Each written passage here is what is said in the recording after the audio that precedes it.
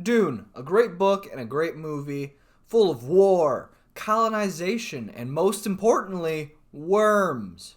Dune is most definitely known for its sandworms. Everybody knows what they are. They may not know what it's from, but they know what the idea of them are.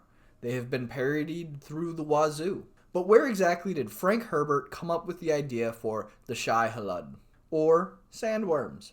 And funny you should mention it because it comes from a cryptid, and that cryptid is the amazing Mongolian death worm. And people have done some crazy stuff to try and find it, and we will get into all of that today. Now, the Mongolian death worm is also known as, I'm going to try my hardest to say it, but the Olgoi Korokoi. There's it spelled out for you. And it is the original sandworm. Now, the color of the death worm is red, and is anywhere from 2 to 7 feet long, and is said to look like the intestines of animals, I guess. In fact, the native name Olgoi Korokoi means intestine worm, and most pictures of it look like the bloodworm, but it's way bigger than the bloodworm. And here's what a bloodworm looks like, and here's what the Mongolian death worm looks like. There's also a reason why it is called the death worm, and that is because of how it hunts. It will approach its prey under the sand and then pop out once it's close enough and spit a acidic poison or venom. I know the difference of them. I just don't know which one it is because I've never seen anything like it. But it will spit an acidic venom or poison at its prey, which would kill it immediately. In fact, it is so potent that even going up and touching the creature would result in your instant death. That's why I don't know if it's a poison or a venom, because it's everywhere on it, I guess. And if it got on anything, it would turn it a corroded yellow color. Kind of like the xenomorph blood from Alien. But what exactly was the death worm's favorite meal? Well, it was livestock, and guess what? Us. We are a perfectly good meal for the death worm. That's right, this mini sandworm loves eating people. And the poison is so toxic that a single touch is enough to kill. And on top of that, the worm itself also is known to give out an electric shock that is fatal. What kind of worm is this? Maybe it's good it's a cryptid, because if this was like real and everywhere, we're done for. Now, where exactly does the death worm call home? Well, it is the Gobi Desert in Mongolia and China.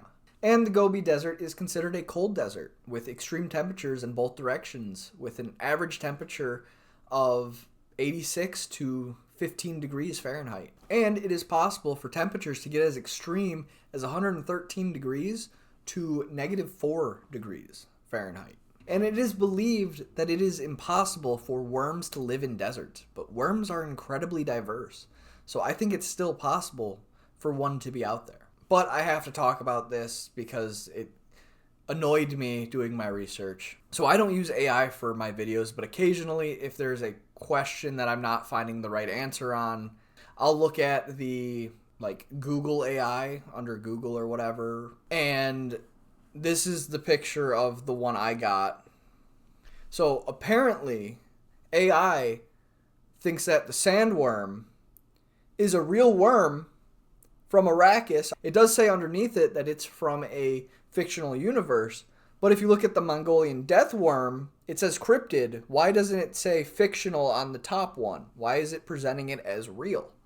And that second one on the list, the rainworm, that's a millipede. That's not even a worm. And if you go down to number 4 and 5 on the list, those are the same freaking worm. Does AI know what it's talking about at all? Apparently not. Sorry about that tangent. That's enough of that. Back to the death worm. Now, there has never been any sort of proof, but most people near the Gobi Desert believe all of the stories of the Mongolian death worm. They may even have their own sightings and everything like that. And there have been several expeditions to the Gobi Desert with the sole mission of finding the worm. And the most interesting one comes from the year 1990 and 1992, where a man named Ivan Mackerel, I think I'm saying his name right, I hope I am, went to the Gobi Desert to look for the worm. Now, I don't know how familiar you are with Dune, but one of the ways the sandworm hunts in the movie and the book is through vibration. It senses vibration under the sand and then moves towards it and then eats it. And they have a device, and the Fremen, or the native people of Arrakis, have a device named a thumper, which basically just thumps and then creates this vibration and attracts worms. Well, Mr. Ivan here decided it would be a great idea to make that device, put it in the sand, and then observe it, thinking that maybe Frank Herbert was onto something. He figured that the book might even be accurate, even though there's no proof of the worm. But he said, hold my beer to any of the nerds watching him, and did some cool stuff while looking for cryptids.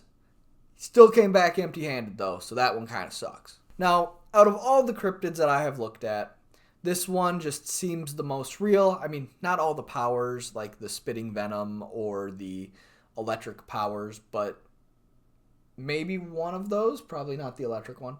But it just seems the most real. And worms are weird, so it's definitely plausible for one to be living in the sands of the Gobi Desert. Now, it could also be a Tartar sand boa, or the Gobi pit viper, or even an undiscovered species of worm lizard. But if you ever are in the desert, beware from what comes below. And with that, thank you for watching this video. If you liked it, please like and subscribe, and leave a comment if there's anything you want to see in the future. Thank you. Bye.